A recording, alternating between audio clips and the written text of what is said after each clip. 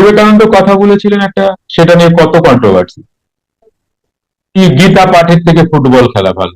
আরে ভাই, এটা কাকে বলেছে? এটা কি বুড়ো মানুষদের বলেছেন? না, বাচ্চাদের বলেছেন যারা উঠছে। তাদের এখন শরীরে শক্তি লাগবে, এক্সারসাইজ লাগবে, মাসেল ঠিক লাগবে, তাদের জন্য এই কথা বলছি। 40 বছর বয়স সে জন্য কি বলছে, 30 বছরের বয়সের লোকদের জন্য তোমরা মাঠে ফুটবল খেলো? বোকা বোকা সব, মানে কাম নাই আকামের দোকানদার, আমার ঠাকুমা বল।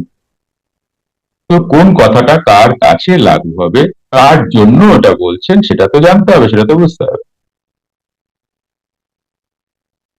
ঠাকুর বললেন গুরুকে বাজিয়ে নিবি, নরেন লরেন গুরুকে বাজিয়ে নিবি। কাকে বলেছেন কথাটা, গুরুকে বাজিয়ে নিবি? লরেনকে, মানে নরেনকে, মানে বিবেকানন্দকে। তোমারে বলে নাই, তুমি কি বাজাবা ওনারে? ভগবানকে তুমি বাজাবা কি গো? ওটা এক ভগবান আরেক ভগবান নেবে। কারণ এটা শোনা যায় সপ্ত ঋষির এক ঋষি বিবেকানন্দ। তার মানায় দেখে শুনে পরখ করে নেওয়া। রামকৃষ্ণকে আমার মানায় না বাজিয়ে নেওয়া। আমি বাজাতে চাইলেও পারবো, আমার সেই বিদ্যে বুদ্ধি আছে, সেই ইন্টেলেক্ট আছে আমার, যে ঠাকুরকে আমি বুঝবো। শ্যামল বলো। জয় গুরু, জয় জগদীশ। জয় যোগীরা। আহ, শ্যামাচরণ লাহিড়ী মহাশয় হ্যাঁ। উঠেছে যে ক্রিয়ার অভ্যাসই ব্যাপার। আবার আহ, অশোক বাবাজি বলছেন যে উম, মানে পুরাণ পুরুষ প্রতিদিন পাঠ করতে, অর্থাৎ এটাই হচ্ছে গীতার মানে বেদ পাঠের অংশ, তাই না? তাহলে কোনটাকে আমরা মেনে নেব? তো দুটো দুই রকম বিষয়।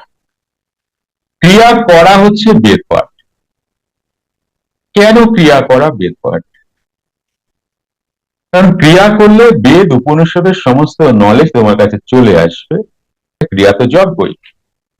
আগুন নিয়ে তো আমরা যজ্ঞ করি। তাহলে কি দাঁড়ালো? ক্রিয়া, বেদ পাঠ হচ্ছে ক্রিয়া। তাহলে হয়ে গেল, যারা ক্রিয়া করেন বা প্রাণায়াম করেন তারা ক্রিয়া যোগী, যারা তারা তাদের বেদ এমনি ইনবিল্ট হয়ে যাবে। এইবার আসো গীতার কথা। এবার যারা ক্রিয়াবান, বাবা বলেছেন প্রত্যেকদিন পুরাণ পুরুষ পড়বে, ইহা সত্যযুগের গীতা। রুদ্রাক্ষ ঠিক কত মুখী আপনার জন্য প্রযোজ্য?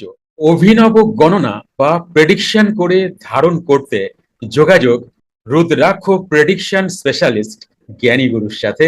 Phone number 9903680146।